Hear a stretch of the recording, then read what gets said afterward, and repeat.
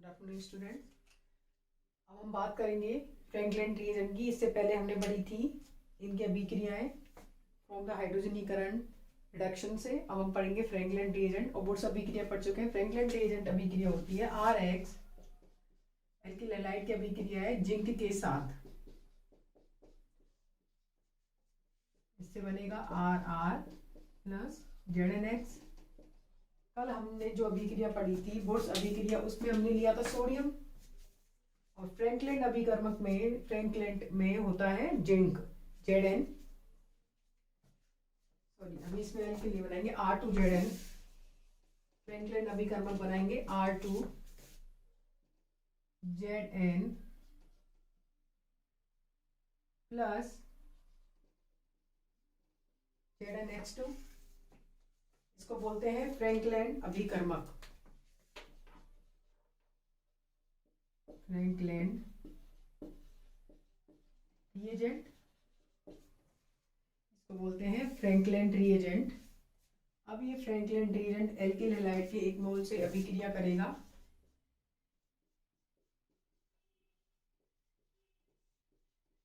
और बनाएगा उच्चतर alkanes RR plus R ZnX।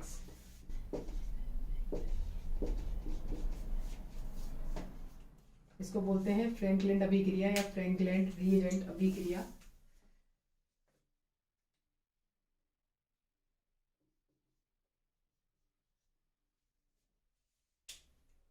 Next है डी कार्बोक्सिलीकरण, डी कार्बोक्सिलेशन या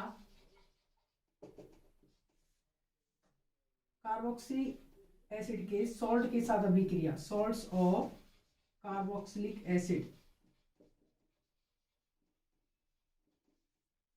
हम कार्बोक्सिलिक एसिड के सॉल्ट से क्या बनाएंगे?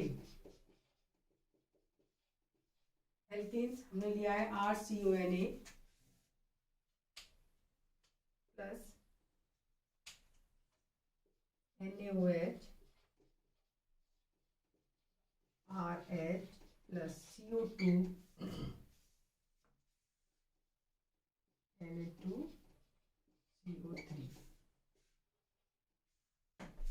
Soda line.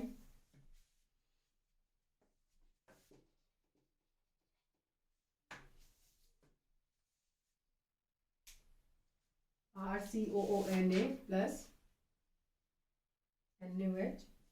अगर इसमें R की जगह हम ले लें HCOONA प्लस NaOH, वही सेम कैल्शियम ऑक्साइड के साथ अभिक्रिया, तो हमें एल्केन प्राप्त ना होकर हाइड्रोजन गैस प्राप्त होती है। It is very important reaction. लेकिन अगर इसमें R की जगह हम लें CH3COONA,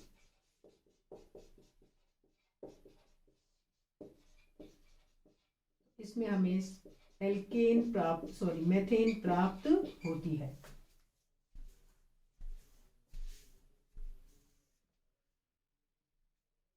ये पढ़ी है हमने डी कार्बोक्सिलेशन या कार्बोक्सिलिक अम्लों के लवणों के साथ अभिक्रिया।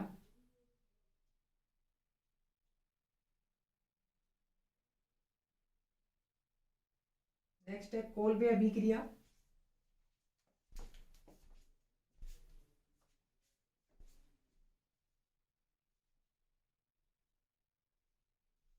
जितनी भी नेम रिएक्शन हम इसमें पढ़ रहे हैं वो इंपॉर्टेंट है। नेम रिएक्शंस को तुम लोग ध्यान में रखना। नेक्स्ट है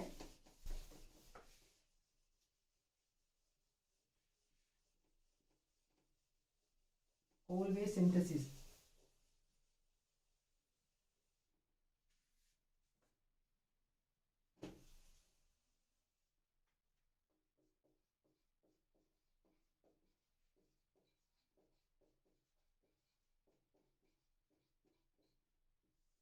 Kolbe synthesis.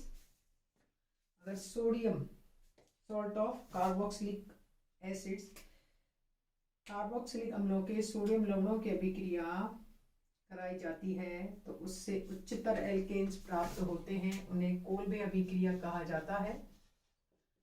RCOONA plus H2O, RCONA क्या कराया जाता है इसका विद्युत अपघटन, इलेक्ट्रोलाइसिस, जिसको अपन बोलते हैं विद्युत अपघटन। सोडियम लवण, कार्बोक्सिलिक अम्लों के सोडियम लवणों का हमने क्या कराया है विद्युत अपघटन, जिससे उच्चतर एल्केन्स एनोड पर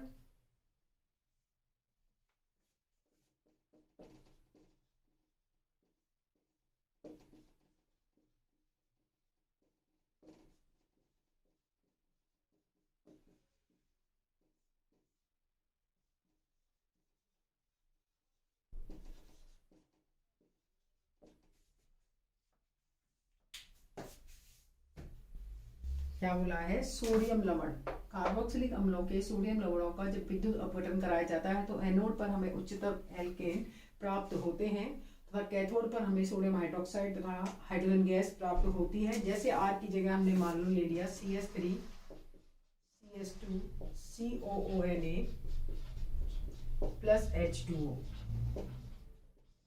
सेम क्या करेंगे इलेक्ट्रोलाइसिस, क्या करेंगे इलेक्ट्रोलाइसिस, 2 मोल लिख लेना, ये 2 मोल, तो हमें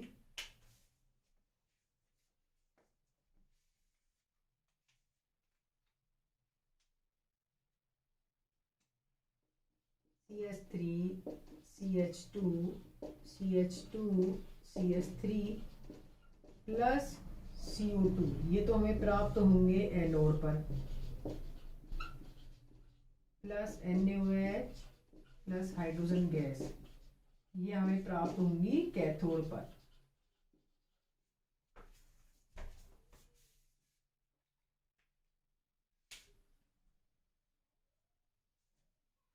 अब बात करेंगे इसकी मैकेनिज्म की, तो मैकेनिज्म में कैथोड पे क्या हो रहा है और एनोड पे क्या हो रहा है उसके बारे में हम बात करेंगे।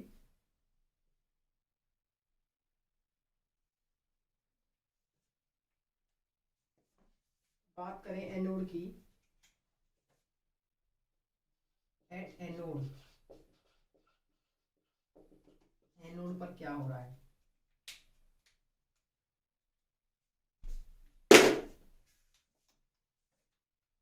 हमने लिया है CH3 CH2 COO माइनस, ठीक है, इसमें माइनस लगा लेना, इसमें प्लस।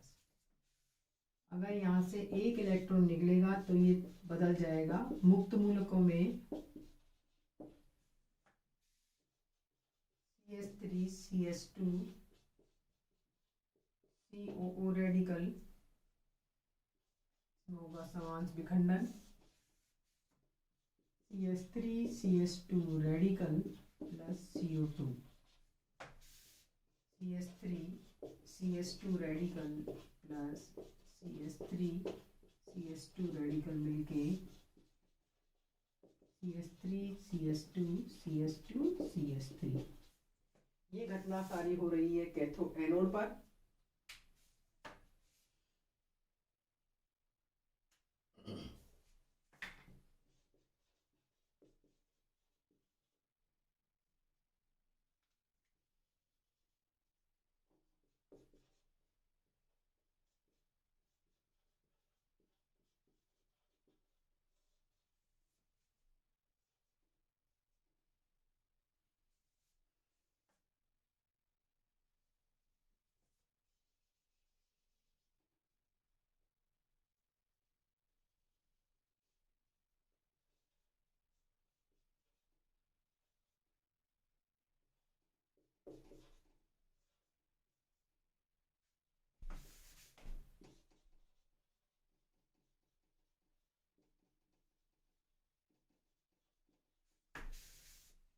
ये हमने बनाया है minor product.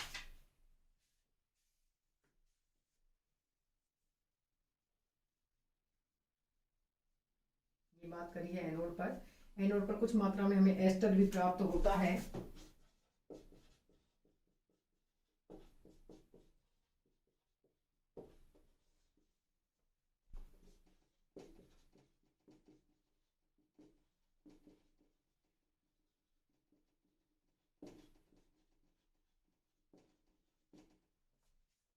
Minor product.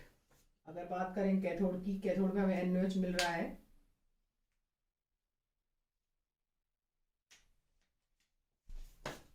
At cathode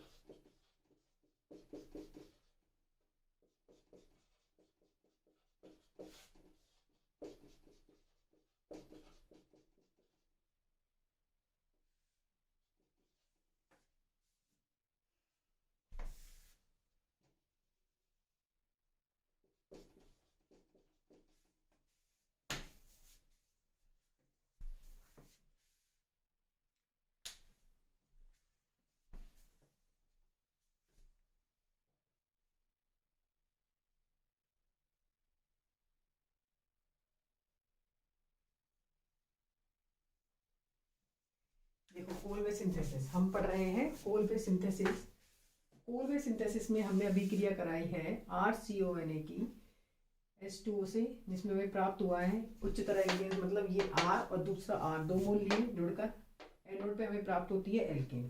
तो सबसे पहला क्वेश्चन इसमें बनता है कि हमें एल्केन किस पे प्राप्त होती है, तो एल्केन हमें किस पे प्राप्त होती है, एनोड पर। दूसरा हम बात करें इसकी मैकेनिज्म की, हमने लिया है CH3CH2COONA, तो ये रहा CH3CH2COONA, तो CO minus Na plus salt है, Na प्लस हमने ये दे रखा, देखो CH3CO माइनस यहाँ लिया है, Na प्लस यहाँ लिया है। अब CH3COO माइनस में हमने एक इलेक्ट्रॉन निकाल दिया, देखो ये एक इलेक्ट्रॉन ये रहा, एक इलेक्ट्रॉन ये रहा, उससे माइनस चार्ज इस पे आ रहा है, हमने एक इलेक्ट्रॉन इसका निकाल दिया। अगर एक इलेक्ट्रॉन इसका निकाल दिया तो रिमेनिंग एक इलेक्ट्रॉन बच गया, तो वो क्या कहला रहा है, मूलक। किसमें कन्वर्ट हो गया, ये मुक्त मूलक में। अब नेक्स्ट स्टेप में क्या होता है, CH3CH2COO रेडिकल, हमने इसको खुल के लिख लिया है।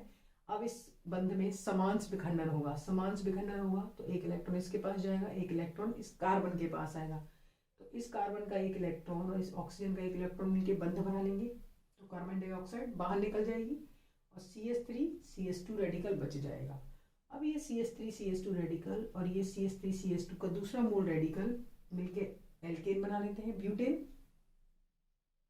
लेकिन इसमें कई सह उत्पाद बनते हैं जो कम मात्रा में बनते हैं। वो कैसे बनते हैं, जैसे मान लो ये CH3CH2 रेडिकल था, ये भी CH3CH2 रेडिकल, इसमें 20 समानुपात रिएक्शन हो जाए तो क्या होगा, यहाँ से मान लो CH3 था, एक जो हाइड्रोजन है इसमें समांश विखंडन हुआ, हाइड्रोजन अपना रेडिकल लेके अलग, और इस CH2 पे क्या आ गया, रेडिकल, तो ये रेडिकल और ये रेडिकल मिलके बंध बना लेंगे, बन गया एल्कीन, एथीन।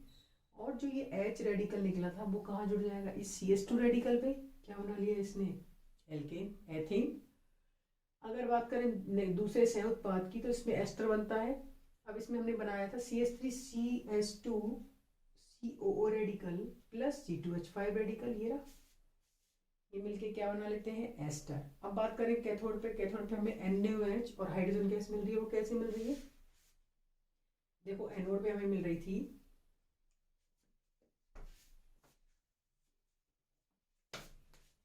CO2, ठीक है, एनोड पे हमें क्या मिल रही थी, CO2, और दूसरा क्या था, ये रहा, मिल गए दोनों। अगर बात करें कैथोड की तो कैथोड पे हमें मिल रहा था NaOH और हाइड्रोजन गैस, ये रहा NaOH और ये रहा हाइड्रोजन गैस। सोडियम ने एक इलेक्ट्रॉन लिया, एक इलेक्ट्रॉन लेगा तो इसका पॉजिटिव चार्ज हट जाएगा, सोडियम में कन्वर्ट हो गया, ये सोडियम प्लस H2 मिलकर क्या बनाता है, NaOH plus half H2O, hydrogen gas. ये हमने बात करी थी Colway synthesis, that is very important reaction. Next हम बात करेंगे क्लीवेशन अपचयन या वोल्फ किस्नर अपचयन।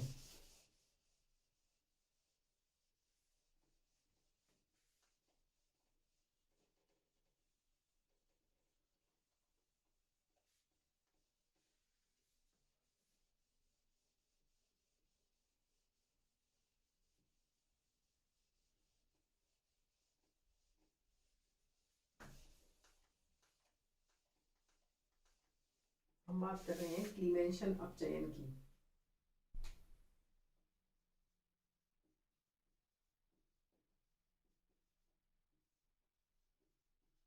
ये सब पढ़ी हुई रिएक्शन है 11-12 की। क्लीमेंशन अपचयन, क्लीमेंशन अपचयन में कार्बोनिल कंपाउंड्स की अभिक्रिया होती है कीटोन का क्या होता है अपचयन, RCO R dash plus 4H अपचयन कराना है जिंक Hg सामने Cl से, और ये किस में कन्वर्ट हो जाएगा एल्केन में, जिंक Hg और HCl। तो ये CO ग्रुप, ये CO ग्रुप है किस में कन्वर्ट हो जाएगा CS2 में, RCO CS2 R डैश, इसमें CO group is converted into CS2, ये ध्यान रखना। मैं S2 बना दो, कीटोन इसमें कन्वर्ट हो गया एल्केन में। क्लीवेंशन अपचयन में क्या होता है CO ग्रुप CS2 में परिवर्तित हो जाता है।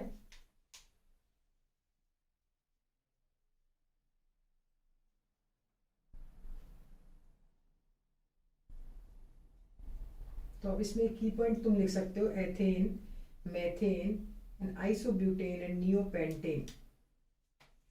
एक पॉइंट लिख देना इसमें CH4 CH3 CH3 आइसोब्यूटेन तुम बना के देखना, एंड नियोपेंटेन ये नहीं बनेंगे तुमसे, are not obtained by this method।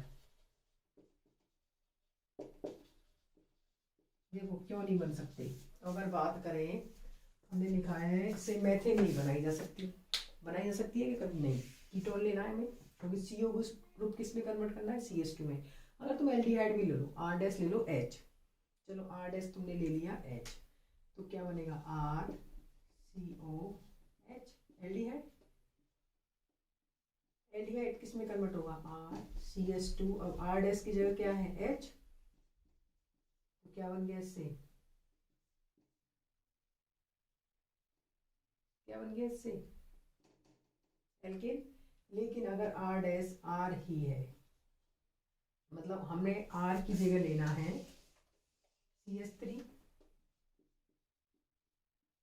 और इस R की डैश की जगह लेना है CS3, तो इससे क्या बनेगा CS3 CS2 CS3, मतलब कभी भी इससे छोटा बन सकता है क्या, नहीं। हमें क्या लेना है इसमें कीटोन, कीटोन हमेशा लेना है तो मिनिमम, एल्डिहाइड नहीं लेना है, मिनिमम क्या लेना है कीटोन, तो कीटोन के लिए R डैश ये रहा R ये रहा सेम हो सकते हैं, इससे मिनिमम क्या बनेगा प्रोपेन। ठीक है, अगर बात करें आइसोब्यूटेन की, चलो आइसोब्यूटेन कैसे नहीं बन सकता RCS2 COCS3, तो इससे हमेशा क्या प्राप्त होगा ब्यूटेन, आइसोब्यूटेन तो मिल ही नहीं सकता। अगर बात करें इस कंपाउंड की, तो इससे भी हमें क्या प्राप्त होगा CH3 CH CS2 CS3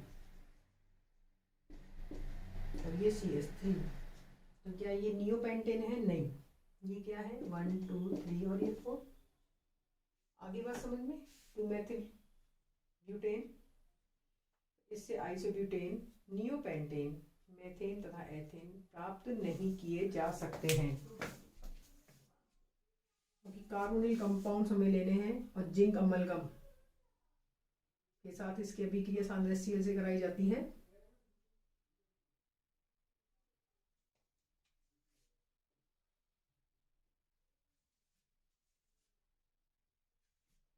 next हम बात करेंगे वोल्फ-किस्नर अपचयन की।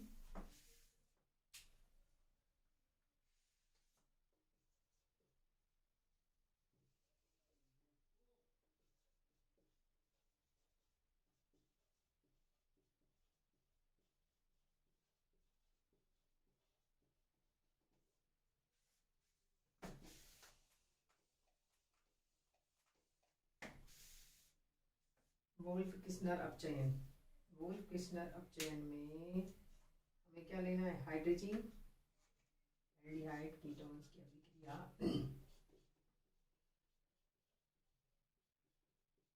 हाइड्रोजन के साथ कराने पर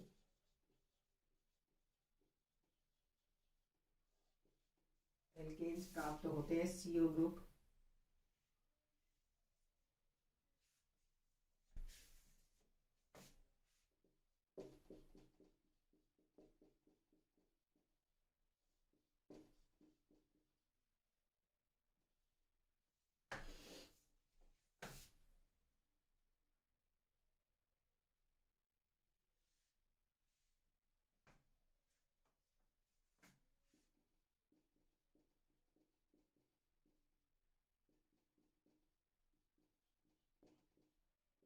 ये हाइड्रोजन से बनता है हाइड्रोजन, यहाँ से H2 निकलता है और यहाँ से oxygen minus of H2। CO group is converted into CS2 plus nitrogen gas. Nitrogen gas निकल जाएगी यहाँ से।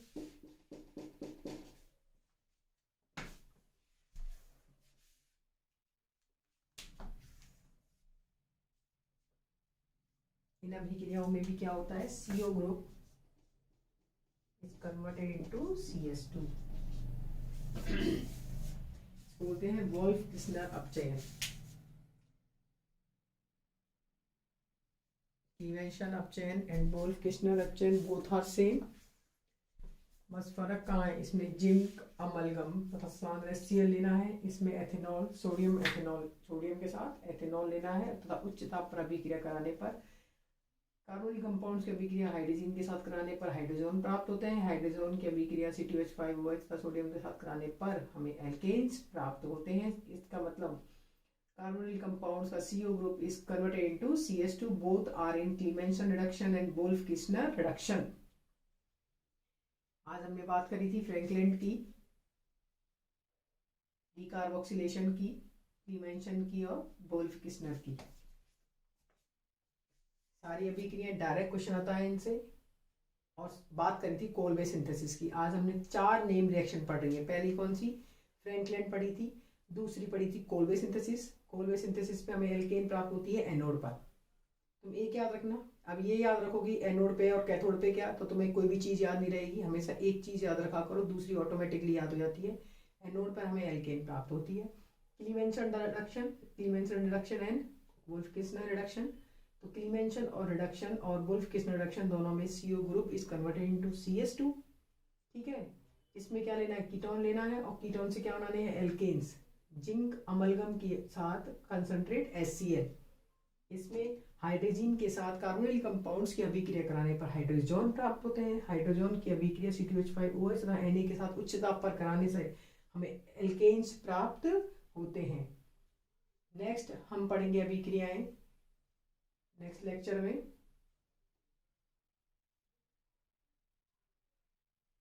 एल्केन बहुत इंपॉर्टेंट पार्ट है, इसकी जनरल रिएक्शन देखो, इसमें कार्बोनिल कंपाउंड्स की अभिक्रिया भी हम पढ़ रहे हैं। इससे पहले हमने पढ़ी थी जो अभिक्रिया एसिड की पढ़ी थी। ठीक है, तो इन अभिक्रियाओं को तुम्हें याद रखना है, ये सेकंड ईयर में इंपॉर्टेंट है। सारी डायरेक्ट रिएक्शन है, ये सेकंड ईयर में आएंगी। तो सेकंड ईयर में तुम्हारे कार्बोनिल कंपाउंड्स है, तुम्हें इसी में पढ़ना है, तो यहीं से तुम याद करते चलना है। सारी 11th 12th की अभिक्रियाएं तुम्हें याद वैसे ही होंगी।